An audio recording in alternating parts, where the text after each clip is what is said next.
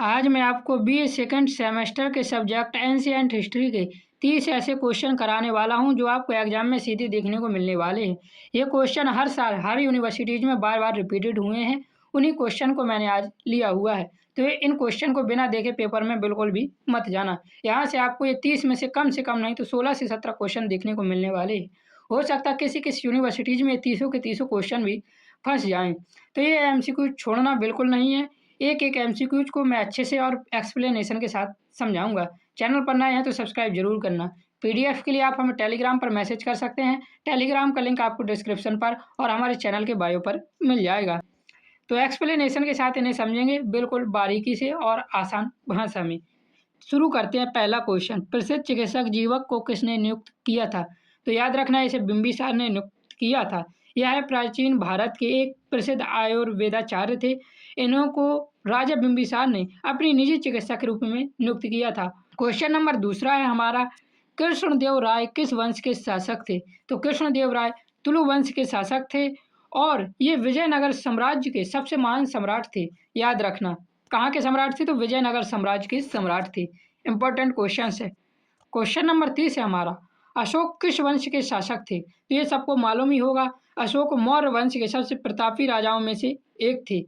इन्होंने प्राचीन भारत में मौर्य राजवंश के एक महान शासक के रूप में अपना अस्तित्व बनाया था। ये याद रखना, ये बिंदुसार के पुत्र थे। बिंदुसार अशोक के पिता हैं और बिंबिसार हर्यंक वंश के राजा हैं। ये दोनों चीजें याद रखना आप।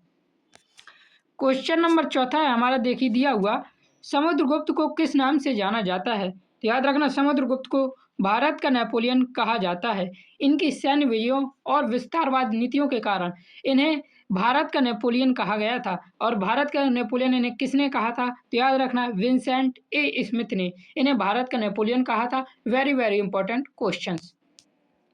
क्वेश्चन नंबर 5वां हमारा देखिए दिया हुआ है, बिंबिसार किस वंश का शासक था? तो बिंबिसार हर्यंक वंश का शासक था। बिंबिसार मगध साम्राज्य के हर्यक वंश के संस्थापक और प्रथम शक्तिशाली शासक थे। बिंबिसार याद रखना, दो नाम बिंबिसार और बिंदुसार। बिंबिसार हर्यंक वंश के शासक थे जबकि बिंदुसार अशोक के पिता और मौर्य वंश के शासक थे।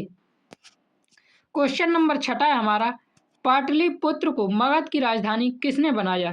तो इसका हमारा सही आंसर है उदयन ने। उदयन ने कौन था? उदयन अजातशत्रु के पुत्र थे। इन्होंने मगध की राजधानी को राजगिरी से स्थानांतरित कर गंगा और सोन नदी के संगम पर स्थित किए पाटलिपुत्र स्थान पर बनाया था और यह आधुनिक समय में पटना नाम से जाना जाता है।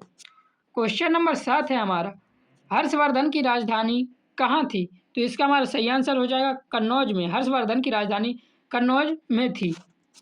क्वेश्चन नंबर 8 है, हर्षवर्धन किस वंश के शासक थे? तो हर्षवर्धन वर्धन वंश के शासक थे। हर्षवर्धन पुष्यभूति वंश के एक शक्तिशाली शासक थे और इसी वंश को वर्धन वंश के नाम से जाना जाता है। किस किस नाम से जाना जाता है? तो हर्षवर्धन के वंश को वर्धन वंश और पुष्यभूति वंश। याद रखना, इंपॉर्टेंट एमसीक्यू है। क्वेश्चन नंबर 9 है, अर्थशास्त्र ग्रंथ किसने लिखा? तो अर्थशास्त्र ग्रंथ कौटिल्य ने लिखा था। कौटिल्य को चाणक्य या विष्णुगुप्त के नाम से भी जाना जाता है। याद रखना। और अर्थशास्त्र राजनीति, कूटनीति और अर्थशास्त्र पर एक प्राचीन भारतीय ग्रंथ है। क्वेश्चन नंबर 10 दिया हुआ है, नंद वंश का संस्थापक कौन था?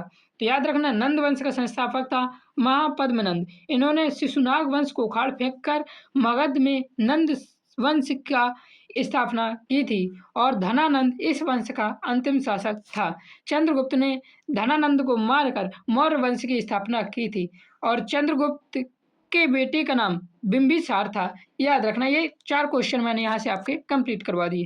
क्वेश्चन नंबर 11 है हमारा, मौर्य वंश का संस्थापक कौन था? याद रखना, मौर्य वंश का संस्थापक चंद्रगुप्त मौर्य था। चंद्रगुप्त मौर्य ने चाणक्य अर्थात कौटिल्य की सहायता से नंद वंश के अंतिम शासक धनानंद को पराजित किया था। और कब पराजित किया था? तो याद रखना 322 ईसा पूर्व में पराजित किया था।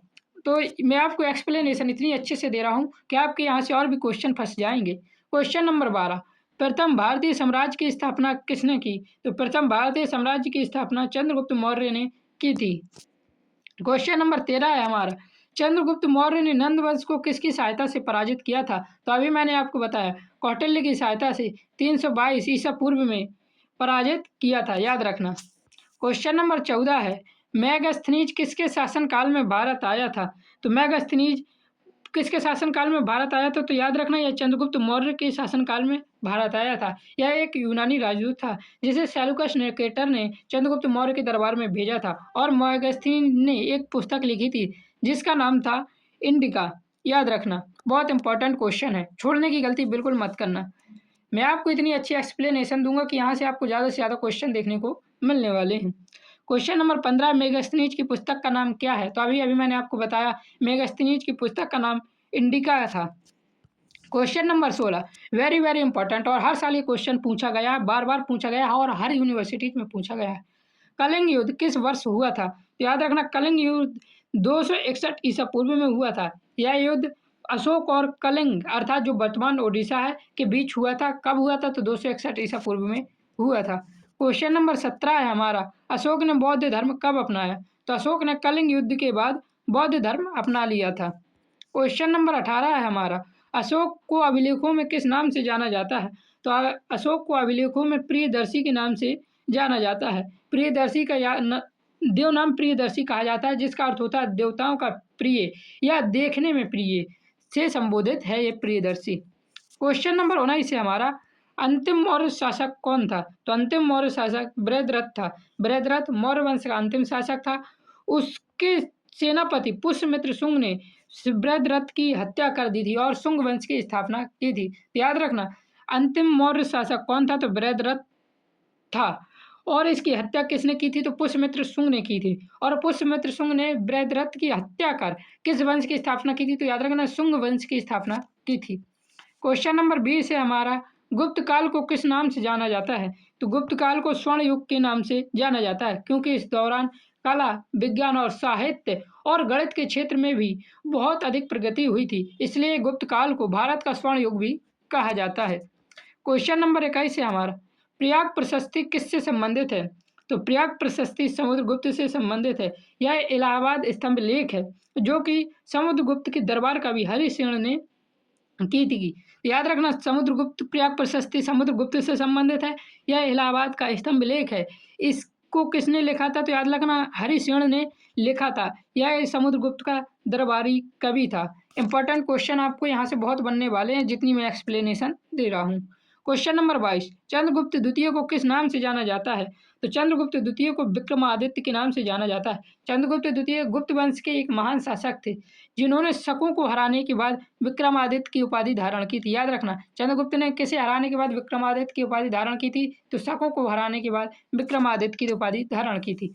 क्वेश्चन नंबर 23 है, नालंदा विश्वविद्यालय की स्थापना किसने की? तो इसका सही आंसर हो जाएगा कुमारगुप्त। प्राचीन भारत के प्रसिद्ध नालंदा विश्वविद्यालय की स्थापना 5वीं सदी में हुई थी और किसने की थी? तो कुमारगुप्त ने की थी। इंपॉर्टेंट क्वेश्चन है। क्वेश्चन नंबर 24 है हमारा, हर्षवर्धन के समय चीन से कौन यात्री आया था? तो हर्षवर्धन के समय चीन से हुआंग आया था और यह प्रसिद्ध चीनी बौद्ध भिक्षु था। याद रखना। क्वेश्चन नंबर 25 है हमारा, संगम साहित्य किस भाषा में लिखा गया है? तो संगम साहित्य तमिल भाषा में लिखा गया है। यह साहित्य प्राचीन दक्षिण भारत अर्थात तमिलनाडु, विशेषकर तमिलनाडु का सबसे पुराना उपलब्ध साहित्य है जिसे मुख्य रूप तमिल भाषा में लिखा गया है। इंपॉर्टेंट क्वेश्चन है। क्वेश्चन नंबर 26 है, बौद्ध धर्म के संस्थापक कौन थे? तो बौद्ध धर्म के संस्थापक थे गौतम बुद्ध। तो इनको आप जानते ही होंगे। क्वेश्चन नंबर 27 है हमारा, जैन धर्म के संस्थापक कौन थे? तो जैन धर्म के संस्थापक थे महावीर और यह जैन धर्म के 24वें तीर्थंकर थे। प्रथम तीर्थंकर जैन धर्म के ऋषभ देव थे। याद रखना कौन थे? ऋषभ देव थे प्रथम तीर्थंकर जैन धर्म के। 24वें तीर्थंकर महावीर थे जो कि जैन धर्म के संस्थापक भी हैं। क्वेश्चन नंबर 28 दिया हुआ है, सिंधु घाटी सभ्यता का सबसे प्रमुख नगर कौन सा है? तो सिंधु घाटी सभ्यता का सबसे प्रमुख नगर है हड़प्पा। हड़प्पा सिंधु सभ्यता का एक प्रमुख और सबसे पहले खोजा गया नगर था, इसलिए इसे हड़प्पा सभ्यता भी कहा जाता है। किसको? सिंधु घाटी सभ्यता को। क्वेश्चन नंबर 29 है हमारा, महाजनपदों की कुल संख्या कितनी थी? तो महाजनपदों की कुल जनसंख्या संख्या 16 थी। प्राचीन बौद्ध ग्रंथ किससे मिला है? अंगुत्तर निकाय। अंगुत्तर निकाय के अनुसार 6ठी शताब्दी ईसा पूर्व में उत्तर भारत में 16 प्रमुख राज्य या महाजनपद विद्यमान थे। क्वेश्चन नंबर 30 और आखिरी क्वेश्चन, बुद्ध को ज्ञान की प्राप्ति कहाँ हुई थी? तो बुद्ध को ज्ञान की प्राप्ति बोध गया में हुई थी। कहाँ हुई थी? निरंजन नदी के तट पर एक पीपल के पेड़, जिसे बोधि वृक्ष के नाम से जाना जाता है, इनके नीचे ने निर्वाण की प्राप्ति हुई थी, याद रखना। और ज्ञान की प्राप्ति हुई थी। तो ये 30 क्वेश्चन जो मैंने आपको करवाए हैं, ये यहाँ से पेपर और इसकी एक्सप्लेनेशन से बहुत ज़्यादा क्वेश्चन आपको देखने को मिलने वाले हैं। हो सकता है 30 में से 30 क्वेश्चन भी किसी यूनिवर्सिटीज में देखने को मिले। तो पेपर से पहले एक बार 2x में देखकर जरूर जाना। जय हिंद, जय भारत, राधे राधे।